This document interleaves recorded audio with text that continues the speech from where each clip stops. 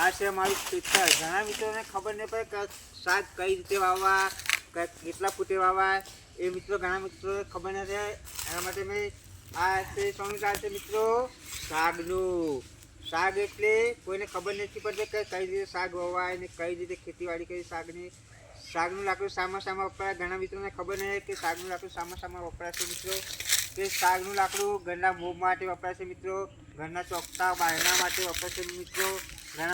ઘણું લાકડું તો કંઈક મંદિર સમય એમાં વપરાય છે, મંદિરના દરવાજામાં કંઈ વપરાય છે લાકડું મિત્રો. કે શાકની મિત્રો ખેતી કરવી એટલે તમારો ઈચ્છા હજી તમને ખબર નહીં કે શાકને વાવવા એટલે 10 થી 15 ફૂટની જગ્યા રાખવી હોય મિત્રો.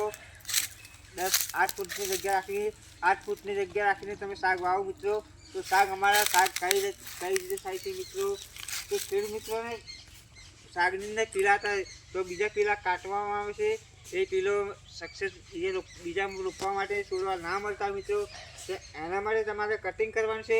કટિંગ કર્યા પછી એક બોટલ લેવાની છે, બોટલની અંદર છોડવાની ગાળી જશે ને પછી તમારે કટિંગ કર્યા પછી એ છોડવા આગળ લેવાનું છે.